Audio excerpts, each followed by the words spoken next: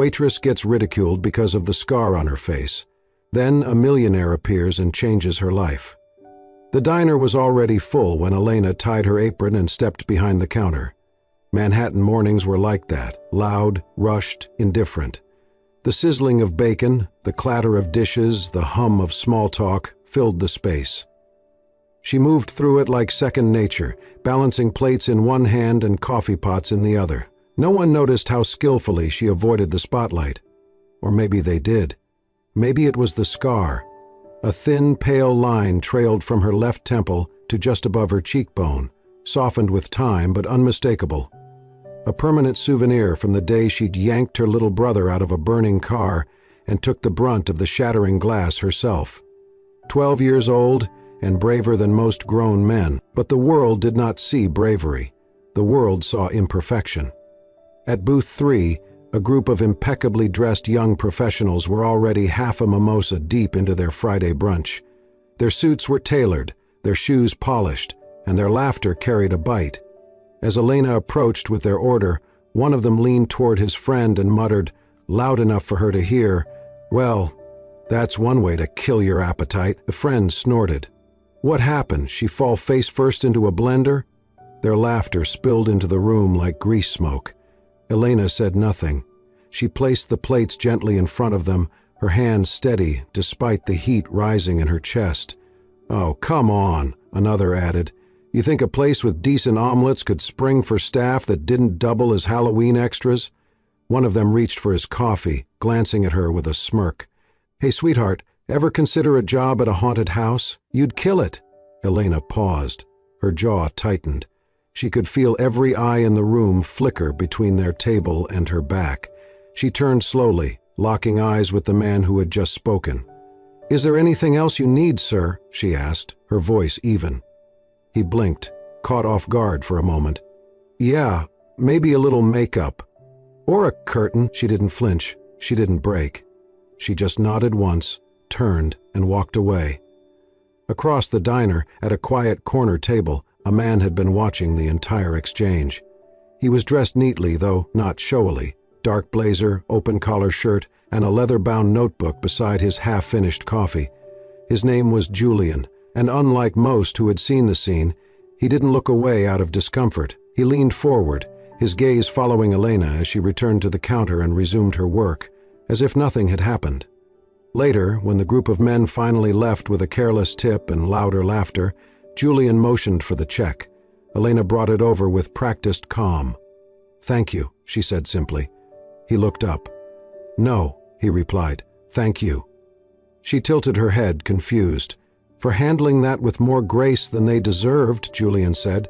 "Most people would have walked out or thrown a pot of coffee in their faces." Elena managed a small smile. "Tempting." Julian smiled back, then added softly, "It's strange, isn't it? How some people think they're seeing a flaw, when really, they're just too small to understand the shape of strength." Elena blinked. No one had ever said anything like that to her, not without pity, not with quiet admiration. She didn't respond right away. Instead, she looked at him fully for the first time. His eyes were calm, serious. There was no trace of condescension or curiosity, just presence. "Julian," he said, extending his hand. "Elena," she shook it. He nodded. "It's good to meet you, Elena." And for a moment, brief and silent, she felt seen in a way she hadn't in years. Not despite the scar, but maybe, just maybe, with it. It had been 3 days since the cruel laughter at booth 3 had pierced through the hum of clinking dishes and clattering mugs. Elena had tried to let it go, bury it beneath orders and hours on her feet, but cruelty had a way of echoing longer than kindness ever did. Wednesday morning was quiet. The breakfast rush had trickled out, leaving only the soft hiss of the espresso machine and the low murmur of local radio playing old jazz tunes. Elena was wiping down the counter when she saw him, Julian, slip into the back booth again. Same seat near the window, the one that caught just enough light to feel like a corner of its own world. He did not call her. He simply waited, his gaze gentle and patient, as if he understood that the space between moments was worth something. Elena approached, towel slung over her shoulder. "You again?" she asked, keeping her tone somewhere between teasing and wary. Julian gave her a soft smile. "I figured it was safe. I don't see any blender jokes flying around today." She snorted. A reluctant sound. "We save those for Saturdays." He nodded. "Then I picked the right day." Julian ordered just a black coffee and a slice of apple pie. "That's it?" Elena arched an eyebrow. "Just that," he said, settling into the seat like he planned to stay. "I come for the pie." She didn't reply, but when she returned a few minutes later with the order, he looked at the slice like it was a memory. "My mother used to make pie like this," he said, eyes softening. "Not perfect, a little messy, the kind of crust that never quite held its shape but always tasted like safety." Something in Elena stilled. Her hand lingered on the plate just a second longer before she set it down. "She passed away?" she asked before she could stop herself. Julian nodded. "Years ago. But this, it tastes like hers." Elena blinked. "I baked that one," Julian smiled. "That explains everything." From that day on, he became a fixture, always arriving during the lull between breakfast and lunch, always sitting in Elena's section. Sometimes he brought a book, sometimes he simply sat and looked out the window, as if watching the world try to remember how to be kind. And each time, he left a tip, large, purposeful, always neatly folded under his plate, and each time Elena gave it back. On his fourth visit, she found the usual envelope, 2 crisp 20s nestled beneath his empty plate. She stormed over to his booth. "Mr. Cross," she said, dropping the money on the table, "I told you, I'm not taking this." He looked up from his coffee, unbothered. "It's Julian, and it's not about taking, it's a thank you." "Then say thank you." "I just did." "With your wallet?" she said. Her voice was steady, but her arms were crossed so tightly her knuckles went white. "You think people like me want your pity?" Julian's brow furrowed. "It's not pity. I've been stared at enough to know the difference." The words landed harder than she expected. Around them the cafe seemed to still.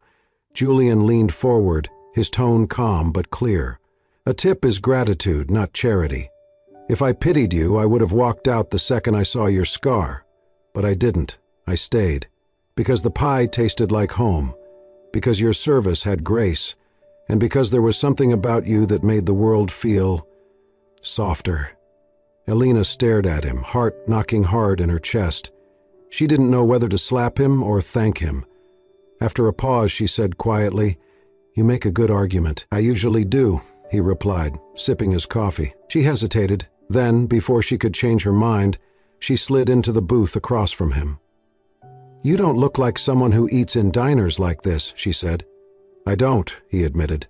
"But lately, I'm trying to make time for things that feel real." She tilted her head. "And this feels real?" Julian met her gaze, unwavering. "You do." The words weren't flirtatious. They weren't laced with drama, just simple, honest, and they landed like a whisper in a quiet room. Elena stood quickly, the moment catching her off guard. "I'll get you another coffee," she muttered, retreating toward the counter. As she passed the steel pitcher, she caught her reflection, braid loose, scar visible. And yet, for the first time in a long time, it wasn't the scar she saw first. Maybe, just maybe, someone was finally seeing her whole. The following week brought with it a streak of rain. Outside the diner, puddles stretched like little lakes across the sidewalks, and umbrellas bloomed in clusters at crosswalks. Inside, the warm scent of coffee and grilled bread made the storm feel far away. Elena wiped down a booth near the window, her mind already drifting before she saw him. Again. Julian. He was already seated in his usual corner, a book open in front of him, untouched pie beside his coffee. He looked up, gave her that small, quiet smile. "You're back," she said, pretending not to smile. "Wasn't planning on skipping," he replied. She refilled his coffee without asking. "Still reading that one?" "Some stories are worth rereading," Julian said, glancing at her. Elena's cheeks flushed lightly. "You always talk like that." "Only when I mean it." They settled into a rhythm over the days that followed. Julian asked questions, real questions, not filler. He asked about her favorite authors, what music she listened to when the diner closed, what food she missed from childhood. She always answered cautiously, but his patience wore down her hesitation, one story at a time. One quiet afternoon, when the crowd had thinned and a soft jazz tune drifted through the speakers, Julian surprised her with a simple question. "Can I ask about the scar?" Elena froze. He saw it immediately. "You don't have to answer, just, when you're ready." She stood still for a long moment. Then she sat down across from him, folding her hands on the table like someone preparing for surgery. "I was 12, she began. "My dad was driving. My little brother was in the back seat. We were coming home from a camping trip, rainy road, slick tires. A truck swerved into our lane. We hit a ditch and flipped." Julian's expression sobered. "God." "Dad was knocked out. My brother was trapped under a seatbelt that jammed. The car started to smoke. I didn't think. I just climbed over glass, pulled him out through the back window. A piece of the frame tore through my face." Julian didn't speak. He let the weight of her words sit. "I saved my brother," she continued. "But after that, everything changed. At school, people looked at me differently, like I was something tragic or scary. My best friend stopped sitting next to me. One teacher asked if I wanted to sit in the back so I'd be more comfortable. I dropped out in sophomore year." "Because of them?" Julian asked, incredulous. Elena shrugged. "I was tired of pretending it didn't hurt, of walking into rooms where people saw the scar before they saw me." Julian's hands curled into gentle fists. "I'm sorry." "Don't be," she said. "I found work. I took care of my brother when our dad left. We survived." There was a new tone in her voice now, not bitterness, not pride, just quiet survival. Julian reached for his cup. "You're stronger than anyone I know." Elena didn't answer. She just nodded and stood up, leaving him to his coffee. Later that evening, on her way to grab lunch from the corner bodega, Elena saw him again, but not at the diner. Across the street, an elderly woman was standing near the edge of the curb, a cart of groceries too heavy to lift. Rain drizzled on her scarf, and she was clearly overwhelmed. Julian, coat unbuttoned, walked up beside her, spoke gently, and picked up her cart. He didn't look for thanks, didn't wait for anyone to notice. He walked her across the street, helped her into a cab, and turned away before the driver even pulled off. Elena watched the entire exchange from behind the bus stop awning. She didn't call out to him. She didn't need to. That night, back in her small apartment, she stood in front of the bathroom mirror. She looked at the scar, brushed her fingers along its edge. She didn't cry, but she did wonder for the first time in years if maybe someone could look at her and see more than pain. Maybe someone already had. It had been a long day, the kind of day where rude customers blurred together, where tips were thin and comments sharper than usual. Elena felt the exhaustion in her bones as she closed the register, rubbed the back of her neck, and grabbed her coat. Julian was waiting outside. She had seen him through the window, hands in his pockets, leaning against the lamppost like he had all the time in the world. When she stepped out, he straightened. "Rough day?" he asked. "You could say that," she replied, her voice flat. He hesitated, then offered gently, "There's this place down by the docks. They serve food that doesn't taste like cardboard and let you linger. Want to go?" Elena blinked, surprised. She opened her mouth to say no, out of habit, out of fear, but something in her softened, maybe because she was too tired to keep her walls up, or maybe because he wasn't pushing, just asking. She nodded. "Okay, but no pie talk tonight." Julian grinned. "Deal." The diner by the water was quiet, cozy, and dimly lit. Old jazz floated from unseen speakers. The wooden floor creaked under their steps. Elena felt her shoulders relax for the first time in days. They sat by a window, the dark river glimmering under scattered streetlights. Conversation came easier than she expected. They talked about books, the absurdity of elevator music, and the weirdest customer complaints she had ever gotten. Julian told her about his travels, not flashy, but detailed and thoughtful. He had a way of seeing beauty in small things, a tea cellar in Kyoto, a laughing child in Nairobi. a storm he once watched roll in over a wheat field. When the food came, they ate slowly, unhurried, and when the rain began to fall outside, soft and steady, they lingered a little longer. The drive back was quiet. Julian turned on a low instrumental playlist. Elena sat with her cheek against the window, eyes heavy. The rhythm of the car, the rain, the full belly, it all pulled her towards sleep. She dozed off, head turning gently to the side. Julian glanced over. Her hair had slipped behind her ear, revealing the scar in full. In the soft dashboard light, it was a gentle curve, not jarring, just there. A part of her, like a birthmark, etched by fire and survival. He did not look away. Instead, he reached into his coat pocket and pulled out a small, delicate bloom, a flower she had once admired in passing.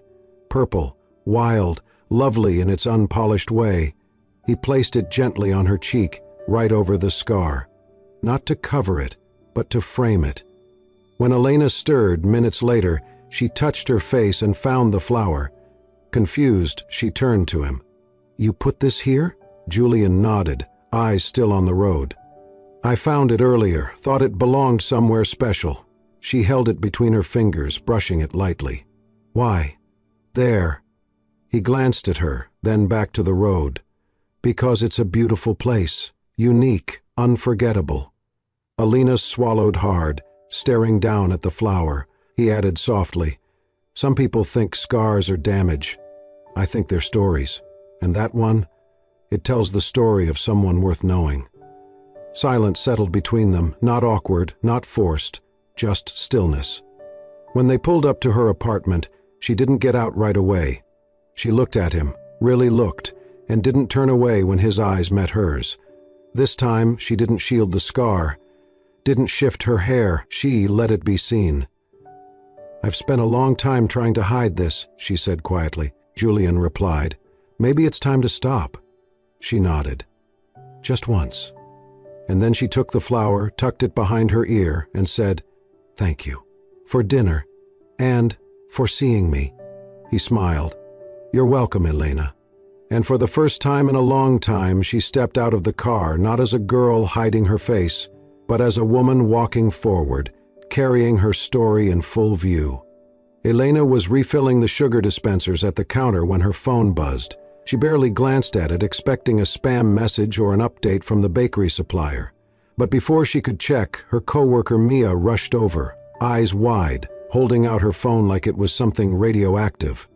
"Have you seen this?" Mia asked, voice pitched somewhere between panic and disbelief. Elena frowned and took the phone.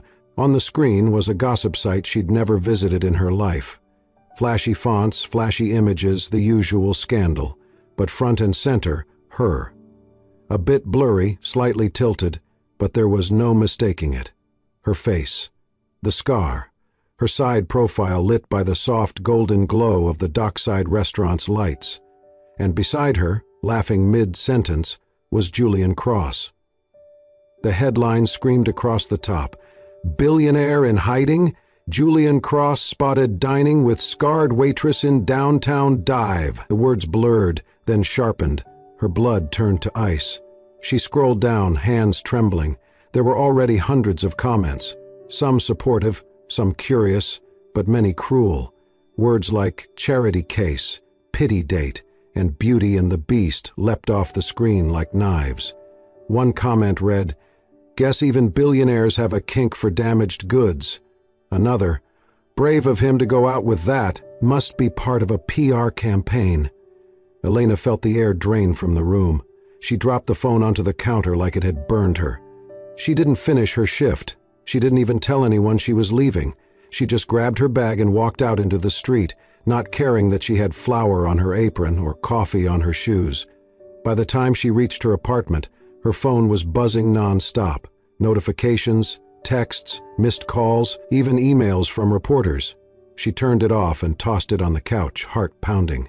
Her fingers went to her face out of instinct, brushing over the scar like it might have grown bigger in the last hour. It felt huge, it felt loud, it felt like it was suddenly all she was again. She sat at her kitchen table, in the dark, the only light coming from the flickering street lamp outside. The curtains were drawn. The world was too close, too loud. A knock at the door broke the silence. She froze. Another knock. Then a voice, low, gentle. "Elena? It's me." She stood, walked slowly to the door, and opened it. Julian stood there, his expression unreadable. Not in a suit, not smiling, just still. "Can we talk?"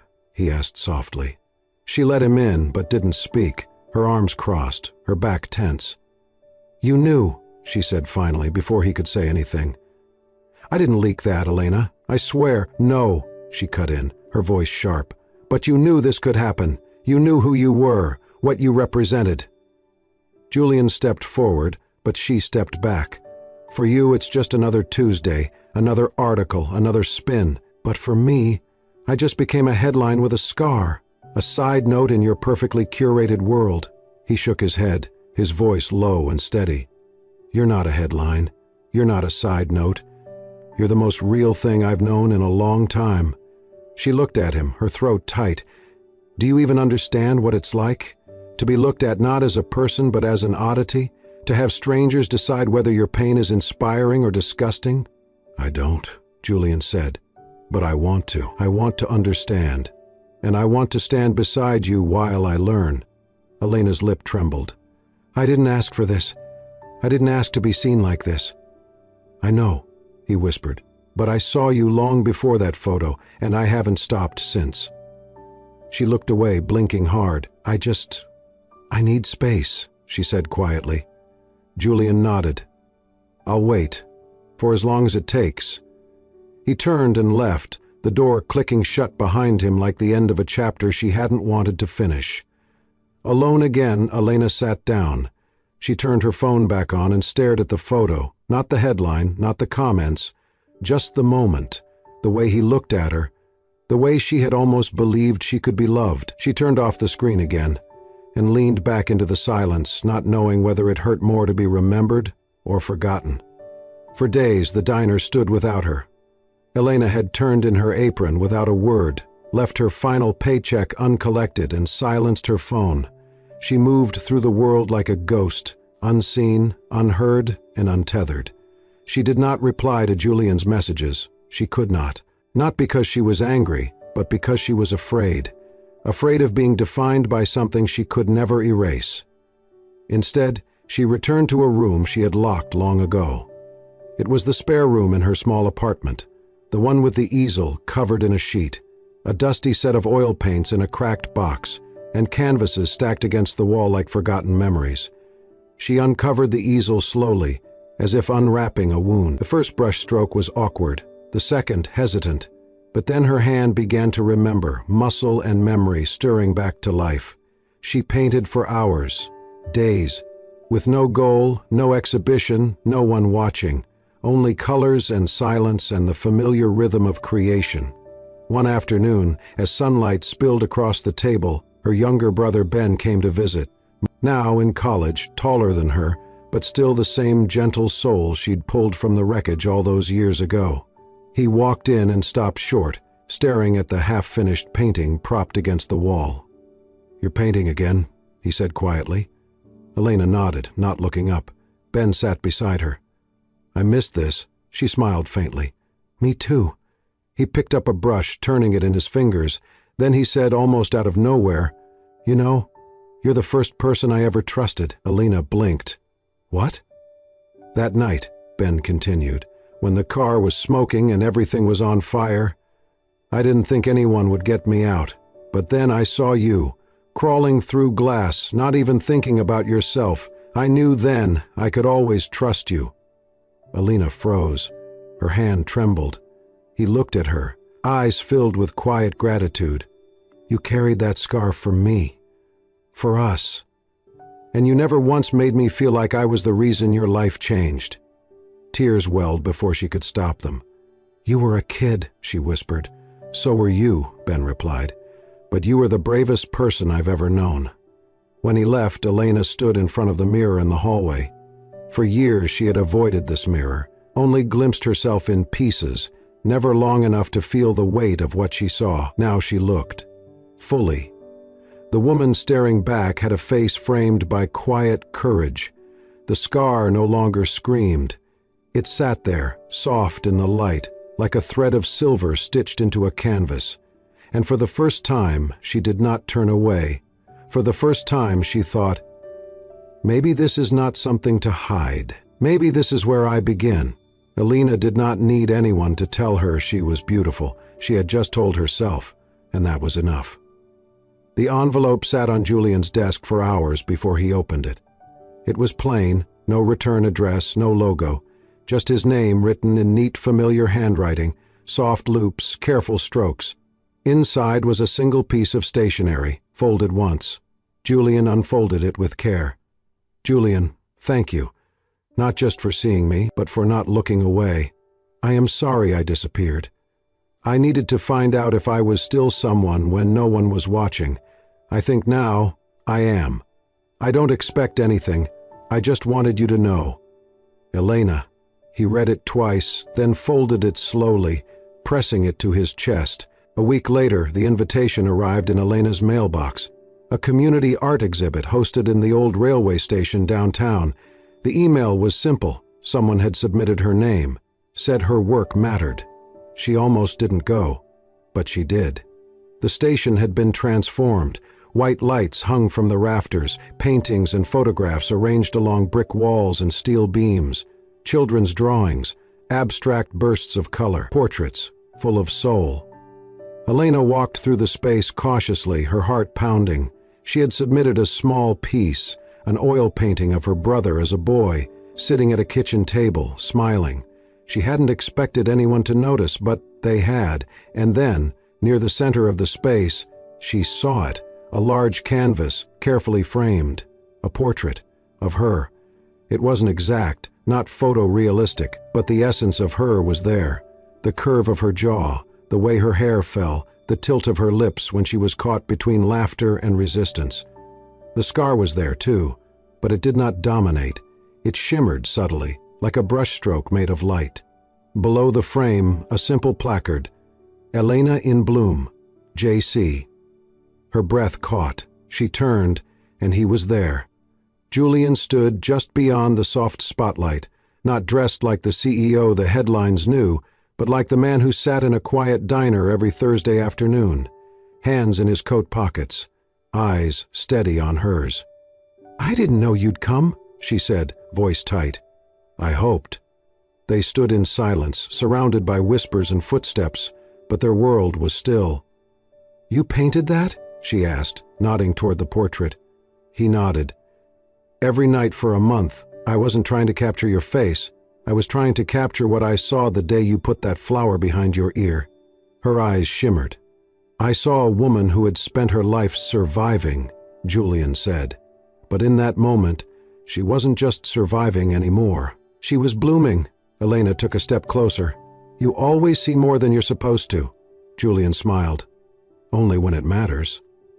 She looked at him, all the fear, distance, and time folding into something softer. "I never wanted to be someone's inspiration," she said quietly. "I just wanted to be someone." "You already were," he said. "Long before I met you." She bit her lip, fighting a smile. "You never stopped painting, did you?" "Not after I met you." A pause. Then he added, voice lower, "I used to think strength was about standing alone, building walls. But you taught me it's about letting someone in. Even when it hurts, especially when it hurts." Tears spilled freely now. Julian reached for her hand. "Elena," he whispered, "I've seen you powerful. I've seen you graceful. But right now, right here, you're the most radiant thing I've ever seen." She squeezed his fingers. "And you're still the man who brings pie just to talk." He laughed, and she stepped into his arms. This time she did not flinch when he touched her cheek. This time the scar was not in the way. It was a part of the moment. And this time, when they stood close, it was not about fixing each other. It was about choosing to stay. Morning light streamed gently through the windows of the small bakery, painting the tiled floor with soft gold. The sign above the entrance read "Scarlet and Kindness," its hand-painted letters warm and welcoming. Beneath it, a quieter message, where every story matters. Inside, the comforting scent of cinnamon and vanilla lingered in the air. Loaves of fresh bread cooled on wooden racks. Raspberry tarts glistened behind glass. The atmosphere felt more like a hug than a shop. Elena moved behind the counter, tying her apron with practiced ease. Her long braid rested over her shoulder, and the scar along her left cheek, once a source of shame, was no longer something she covered. It was simply part of her. Like the name above the door, born from pain, now a mark of resilience.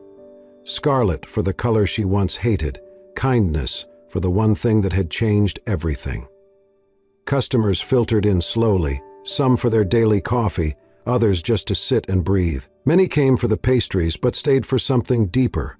Soft conversation, understanding smiles, a quiet sense of belonging. By the register sat a jar with a note. Pay it forward, for someone still finding their way. At the back of the bakery, near a sun-warmed window, Julian sat with a cup of tea and a notebook he rarely wrote in. He had helped Elena open the shop, investing quietly, never seeking recognition. This was her place, her healing. He was simply grateful to witness it bloom. That afternoon, the garden behind the shop came alive. Instead of a grand wedding, they had chosen something honest and small, a wooden table under hanging lights, wildflowers scattered across every surface, napkins tied with string. A homemade cake waited on the windowsill. Two children, Elena's younger brother and Julian's niece, raised glasses of milk and laughed like they owned the world. Elena wore a soft cream dress, flour still on her cheek from a last-minute batch of scones. A ring of daisies circled her head. She walked barefoot on the grass. Julian stood beside her, eyes bright. "I don't have a speech," he said, voice barely above a whisper. "No grand vows, just this." He pulled a small box from his pocket and opened it. Inside was a simple silver band, no jewel, no shimmer, just a word engraved on the inside. Whole. "I didn't fall in love with your scar," he said, looking into her eyes. "You were already beautiful, but that scar, it's a part of your story, and I love all of it. I love all of you." Elena's throat tightened. She didn't speak, she just nodded, smiling through tears, and that was enough. Later in the week, as sunlight poured across the bakery floor and the first customers wandered in, the front door creaked open again. A young girl stood there, hoodie pulled low, hands tucked deep in her pockets. A large birthmark covered her chin. Her eyes flickered toward Elena, then down at the "Help Wanted" sign taped to the glass. "Excuse me," she said softly. "I was wondering if you'd ever hire someone like me." Elena stepped forward slowly, smile warm and calm. She wiped her hands on her apron and knelt just enough to meet the girl's eyes. "In this place," she said gently, "we don't hire perfect, we welcome real. And real," she added, tapping her own scar with a wink, "is always beautiful." The girl blinked, then smiled for the first time in what looked like days.